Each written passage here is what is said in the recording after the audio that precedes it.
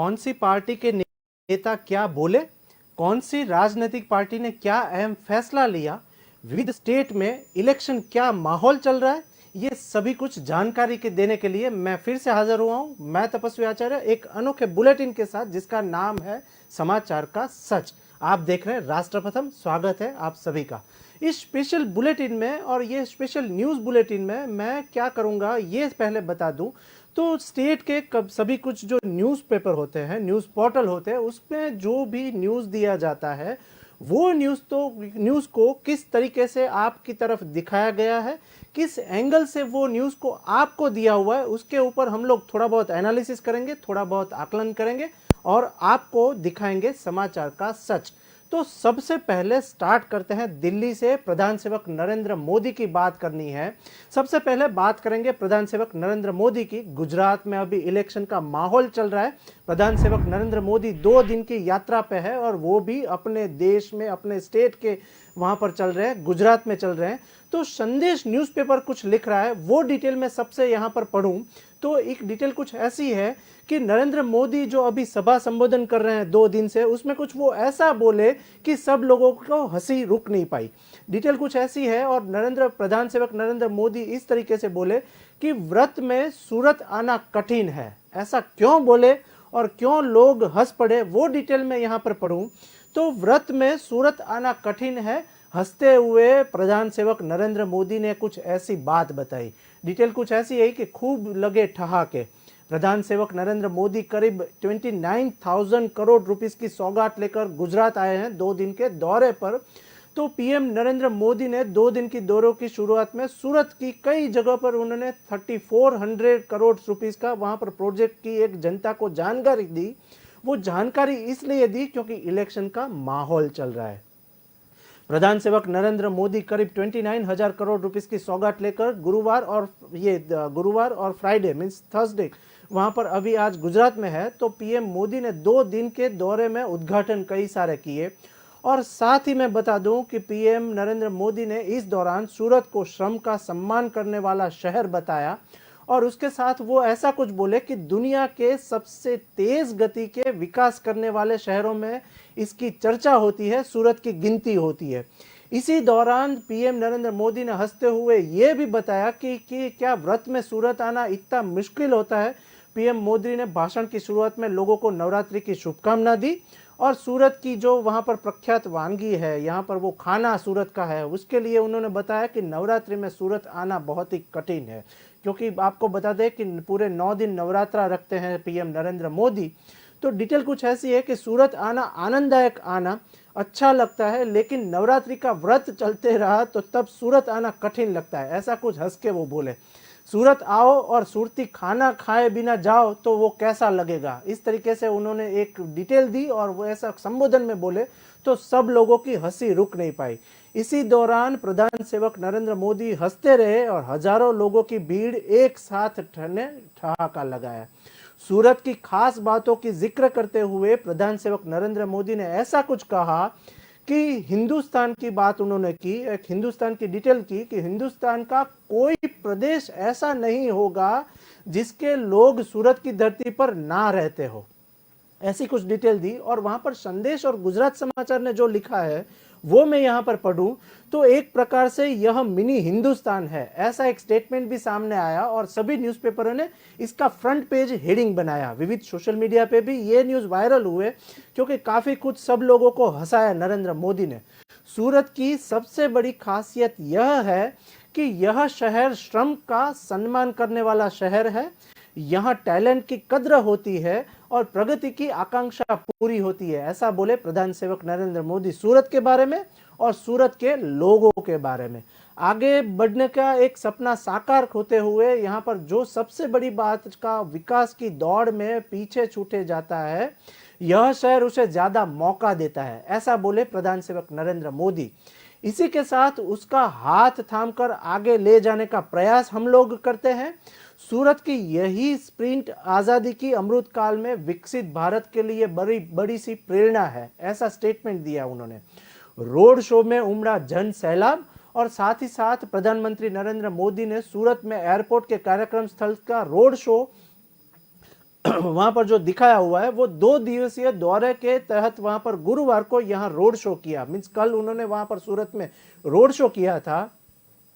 उसी बीच सुबह की टाइम पे सूरत हवाई अड्डे पर उतरने के बाद मोदी ने शहर का घोड़ादरा से लिंबायत इलाके में 2.5 किलोमीटर की एक रोड शो का नेतृत्व भी किया और कार के अंदर बैठे प्रधान सेवक नरेंद्र मोदी ने सुबह से ही सड़कों पर दोनों तरफ खड़े लोगों को हाथ हिलाकर अभिवादन भी किया।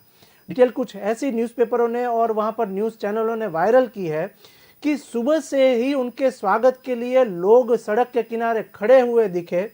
और गुजरात में इसी साल के अंत में विधानसभा चुनाव होने को है और सत्तारूढ़ भारतीय जनता पार्टी राज्य में सत्ता बनाए रखने के लिए हर संभव वहां पर प्रयास कर रही है। तो 2 दिन प्रधान सेवक नरेंद्र मोदी अपने गांव में है, अपने गुजरात में है। तो अब देखना यह रहेगा कि आज जो विविध लोकार्पण कार्यक्रम नरेंद्र मोदी करने वाले हैं, प्रधान सेवक नरेंद्र मोदी जो कार्यक्रम में संबोधन करने वाले हैं, उसके ऊपर हम लोग लगातार नजर रखेंगे और आपको समाचार की डिटेल भी साथ में देते रहेंगे।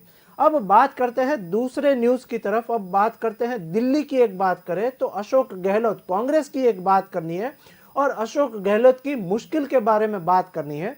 तो वहां पर कांग्रेस की बात करें तो गहलोत का जादू उतर गया हुआ है और कांग्रेस नाराज भी है। डिटेल में कुछ पोर्टल से पढ़ूंगा और अमर उजाला एक न्यूज पोर्टल है, वहां पर वो दिल्ली के बारे में और कांग्रेस के बारे में जो डिटेल दे रही है वो मैं यहां पर पढ़ूं, क्योंकि राजस्थान की पिछले 24 घंटे 48 घंटे में एक ही मुद्दा चल रहा है, वो है कांग्रेस की घमासान इंटरनल युद्ध का। डिटेल कुछ ऐसी है। वहीं पर अमर उजाला और बाकी के न्यूज़पेपर है, वहां पर वो कुछ डिटेल ऐसे लिख रहे हैं।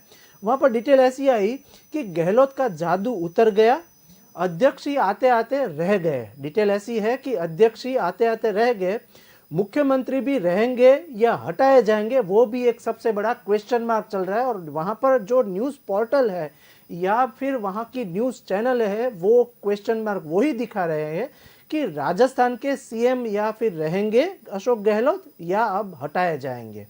डिटेल में पढ़ रहा हूं क्योंकि ये न्यूज समझना बहुत ही जरूरी है, क्योंकि वहां पर भी अब इलेक्शन का माहौल धीरे धीरे शुरू हुआ है। तो डिटेल कुछ न्यूज़पेपर ऐसे लिख रहे हैं कि अशोक गहलोत पर गांधी परिवार का भरोसा इस कदर कमजोर हुआ है कि जो रविवार की शाम तक अध्यक्ष की रेस में सबसे आगे थे।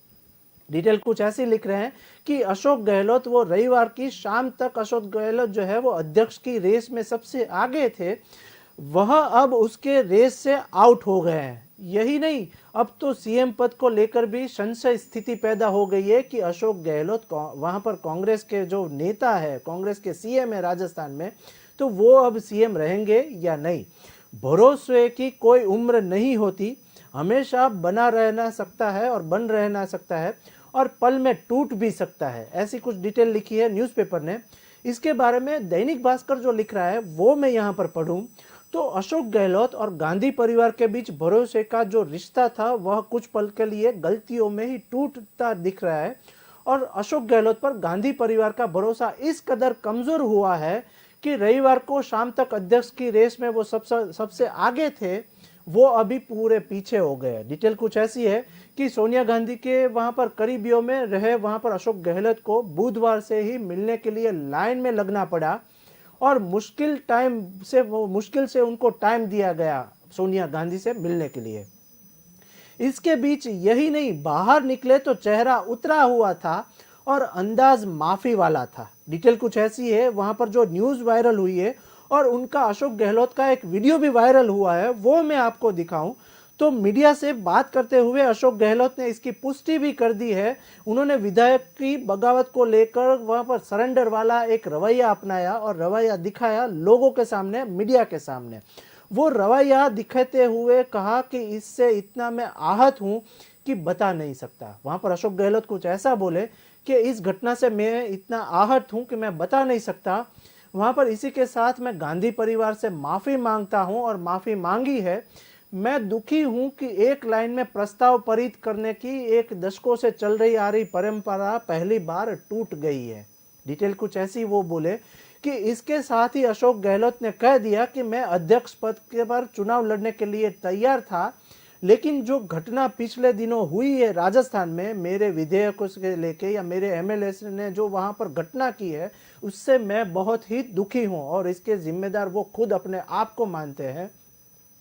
उसके बाद मैं साफ कर देना चाहता हूं, मीन्स अशोक गहलोत ये बोले कि इसके बाद मैं साफ कर देना चाहता हूं कि अध्यक्ष का चुनाव मैं नहीं लड़ूंगा, अध्यक्ष की रेस से मैं बाहर हूं, सीएम पद भी मेरा संशय है कि मैं रहूंगा या नहीं रहूंगा, ऐसा बोले वहां पर अशोक गहलोत मीडिया के सामने। हालांकि ये बता दे कि हालांकि इस बात को लेकर चर्चा की अशोक गहलोत ने अध्यक्ष पद पर चुनाव न लड़ने का फैसला लिया है या फिर सोनिया गांधी ने उन्हें उनसे दूर कर दिया है, ऐसा भी क्वेश्चन मार्क सभी सोशल मीडिया पे वायरल हो रहा है। अगली ही लाइन में अशोक गहलोत ने इन कयासों को वहां पर कहकर हवा दे दी है कि सीएम पद को लेकर भी सोनिया गांधी का ही फैसला लेना है, सोनिया गांधी ही फैसला लेगी कि मैं सीएम पद पे वहां पर रहूंगा राजस्थान में या नहीं। इससे अर्थ लगाया जा रहा है कि अध्यक्ष की रेस से बाहर हुए अशोक गहलोत से सीएम का पद भी दूर हो सकता है। वहां पर न्यूज़पेपर ऐसा लिख रहे हैं कि अध्यक्ष की रेस से बाहर हुए अशोक गहलोत सीएम पद का पद भी वहां से अशोक गहलोत सीएम के पद से भी दूर हो सकते हैं। यानी अशोक गहलोत के लिए वह स्थिति हो सकती है कि सीएम पद की माया में दोनों साथ में गए, अध्यक्ष भी नहीं रहेंगे और सीएम भी नहीं रहेंगे। डिटेल कुछ ऐसी है कि अध्यक्ष ही मिली नहीं और राजस्थान की कमान भी अब संकट में। डिटेल कुछ दूसरे न्यूज़पेपर की ओर तरफ रुख करें तो वहीं पर अमर उजाला एक न्यूज़पेपर ऐसा लिख रहा है कि क्या भरपाई न होने वाला नुकसान की और अशोक गहलोत है। डिटेल कुछ अमर उजाला लिख रहा है क्योंकि ये राजस्थान की और सियासी मसले के लिए सबसे बड़ी न्यूज मानी जाती है, तो इसके अंदर और थोड़ा बहुत रुख करें और कांग्रेस के बारे में जाने तो अशोक गहलोत ने भी मीडिया से बातचीत में माना कि रविवार को हुए घटनाक्रम से उन्हें छवि खराब की हुई है और उनकी वजह से कांग्रेस की छवि खराब हुई है राजस्थान में और पूरे देश भर में। साथ ही मीडिया से बातचीत में माना कि रविवार को हुए घटनाक्रम से उनकी छवि खराब हुई है। उन्होंने कहा कि देश भर में ऐसा संदेश गया कि जैसे अशोक गहलोत की सीएम की कुर्सी भी अब मोह है। डिटेल कुछ ऐसा है कि यह सब गलत है और मैं कांग्रेस का अनुशासित एक सिपाही हूं, ऐसा वो साथ में स्टेटमेंट भी अशोक गहलोत ने दिया कि मैं कांग्रेस का एक छोटा सा सिपाही हूं। इसी दौरान अशोक गहलोत ने इंदिरा गांधी से लेकर सोनिया गांधी तक के साथ की काम करने का एक अनुभव शेयर किया और भरोसे से काम का जिक्र भी किया। हालांकि देखना यह होगा कि 3 पीढ़ियों से कायम भरोसा अब लौट पाता है या नहीं। फिर अशोक गहलोत का कभी न भरपाई होने वाला नुकसान की ओर बढ़ चले हैं। इसी बीच एक डिटेल जो दूसरी सामने आई है वो कुछ ऐसा है कि शशि थरूर को गले लगे दिग्विजय सिंह की तस्वीर भी एक सोशल मीडिया पे वायरल हुई है और वो तस्वीर शेयर कर बीजेपी नेता ने भी उनको एक सॉलिड ताना मारा हुआ है। वो डिटेल क्या है वो समझे तो, क्योंकि ये जो मायने रखता है, ये न्यूज इसी के साथ मायने रखता है कि अब कांग्रेस की कमान कौन संभालेगा। उसमें एक बीजेपी के नेता ने लिखा हुआ है कि मैच फिक्स है। राजस्थान की मैच जो सियासी घमासान चल रहा है उसके बीजेपी नेता ने एक ऐसा लिखा हुआ है, सोशल मीडिया पे ट्वीट किया हुआ है कि मैच फिक्स है। कांग्रेस अध्यक्ष पद की रेस में मध्य प्रदेश के पूर्व मुख्यमंत्री और वरिष्ठ कांग्रेस नेता दिग्विजय सिंह का नाम भी अब शामिल हो गया है कांग्रेस के दिग्गजों की नेता में। वही राजस्थान में मुख्यमंत्री पद को लेकर चल रही सियासी घमासान के बीच अशोक गहलोत अध्यक्ष पद का चुनाव नहीं लड़ेंगे, ऐसे समाचार आए हुए हैं। इसी बीच कांग्रेस नेता शशि थरूर और दिग्विजय सिंह ने मुलाकात की है और ये दोनों की मुलाकात काफी सारी न्यूज वायरल कर रही है। डिटेल कुछ ऐसी है कि जिसकी तस्वीर शेयर करते हुए भाजपा का एक प्रवक्ता है शहजाद पूनावाला, उनका नाम है शहजाद पूनावाला, उन्होंने एक सॉलिड निशाना साधा हुआ है और ट्वीट भी किया हुआ है कि राजस्थान की मैच फिक्स है। जिसकी तस्वीर शेयर करते हुए भाजपा प्रवक्ता शहजाद पूनावाला ने निशाना साधा हुआ है कि दिग्विजय सिंह से गले लगे हुए शशि थरूर ने एक तस्वीर साझा कर बोले कि मैच अब राजस्थान की फिक्स हो गई है। अब देखना यह है कि राजस्थान की सियासी कुर्सी पर कौन बैठता है और इसके ऊपर भी हम लोग लगातार नजर रखेंगे और आपको दिखाएंगे समाचार का सच। अब हम बात करते हैं दूसरे स्टेट की ओर, तीसरी बड़ी खबरों की ओर। 12 घंटे में जो सबसे बड़ी न्यूज घटी होती है वो हम लोग यहाँ पर आपको दिखाने का प्रयत्न करते हैं। तो एक बिहार की एक न्यूज़ मेरे पास सामने आई है, वो उसके ऊपर हम लोग देखें और वहाँ के न्यूज़पेपर क्या बोल रहे हैं, बिहार के ऊपर क्या बोल रहे हैं, बिहार की सियासी मसलों के बारे में क्या बोल रहे हैं, वो मैं डिटेल आपको दूंगा। तो बिहार में एक गैंग वॉर हुआ है और उसमें कई सारी धमाल भी हुई है बिहार में, उसकी एक न्यूज़ है। तो नव गुजरात न्यूज़पेपर कुछ ऐसा लिख रहा है कि बिहार में बालू पर गैंग वॉर और उसी में गोलीबारी हुई है, गोलीबारी में 4 लोगों की मौत की घटना हुई है, 4 लोगों की मौत हुई है। क्या हुआ है बिहार में वो मैं डिटेल पढ़ूं तो वहां पर न्यूज पोर्टल नव गुजरात जो है वो कुछ लिख रहा है कि पटना पुलिस ऐसा कुछ बोली कि एक भी लाश नहीं मिली है, लेकिन सूत्रों के मुताबिक वहां पर 4 लोग मरे हुए हैं, 4 लोग ये घटनाक्रम में मर चुके हैं, लेकिन पुलिस बोल रही है कि एक भी लाश नहीं मिली हुई है। क्या है डिटेल ये मैं यहाँ पर पढ़ूं तो बताया जा रहा है कि बिटवा में वहां पर बालू घाट पर अवैध खनन को लेकर माफिया के 2 गुटों में विवाद हो गया और इसी दौरान दोनों की ओर से ताबड़तोड़ फायरिंग भी स्टार्ट हो गई। बिहार में आए दिन ऐसी फायरिंग की घटना होती रहती है, लेकिन पता नहीं है कि वहां पर प्रशासक क्या कार्यवाही कर रही है।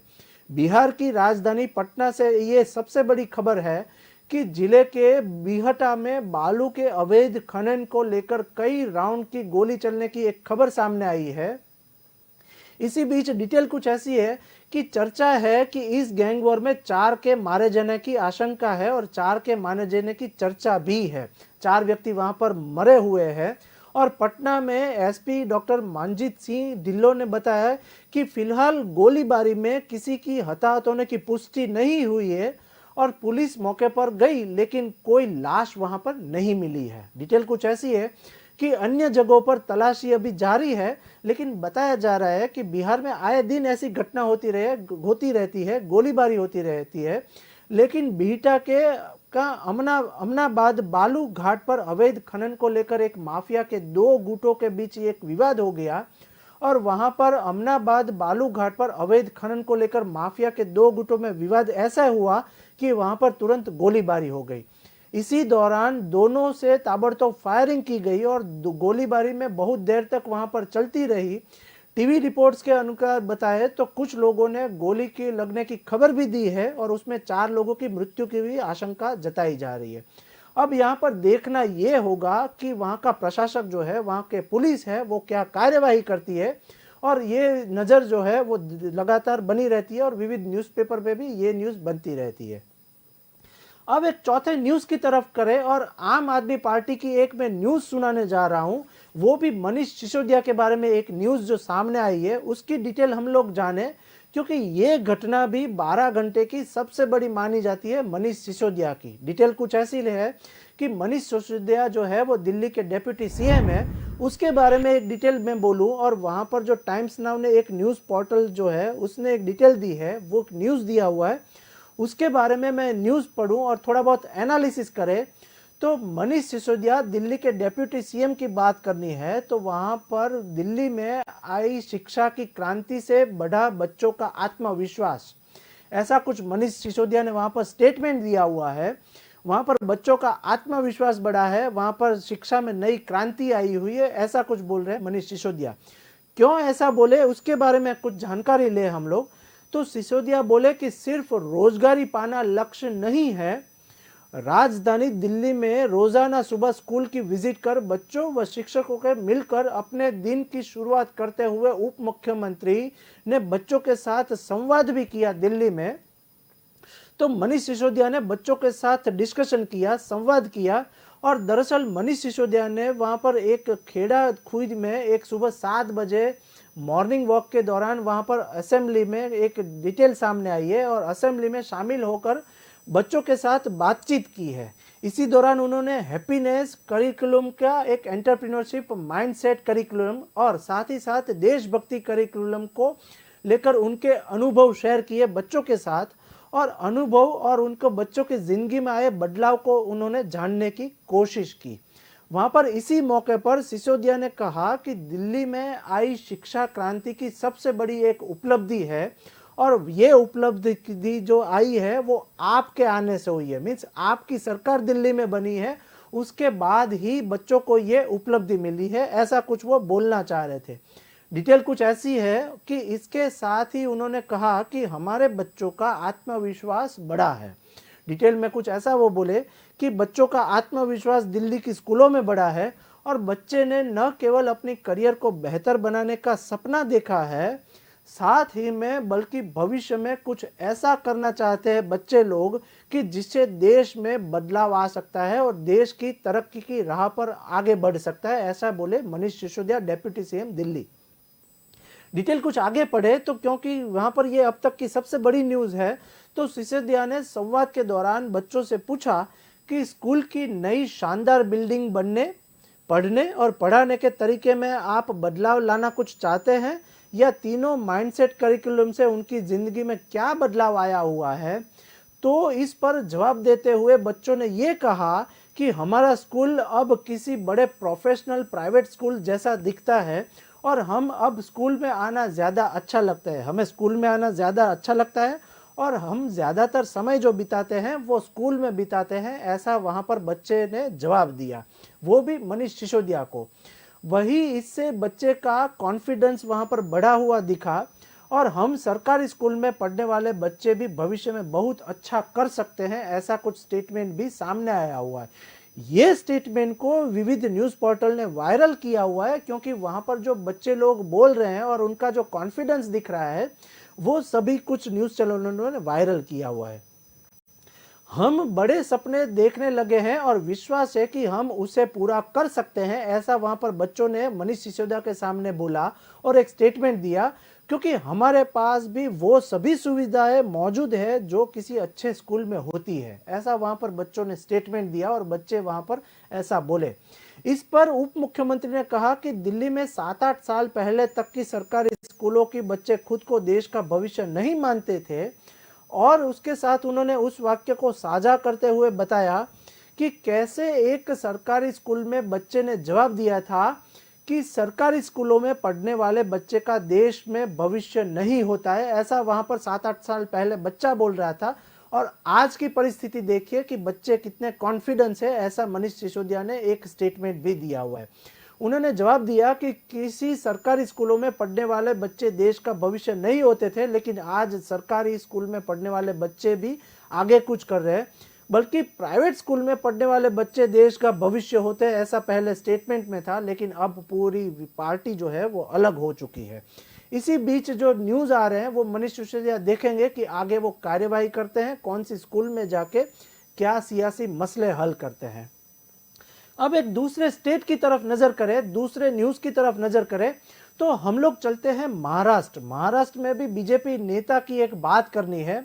वहां पर मुंबई मिरर एक न्यूज़पेपर है, उन्होंने कुछ डिटेल दी है महाराष्ट्र की, तो वो मैं यहाँ पर आपके साथ शेयर करूंगा। और महाराष्ट्र की डिटेल हम लोग पढ़े तो वहां पर मुंबई मिरर न्यूज़पेपर ने लिख रहा है कि मोदी जी भी खत्म नहीं कर सकते मेरा राजनीतिक कैरियर।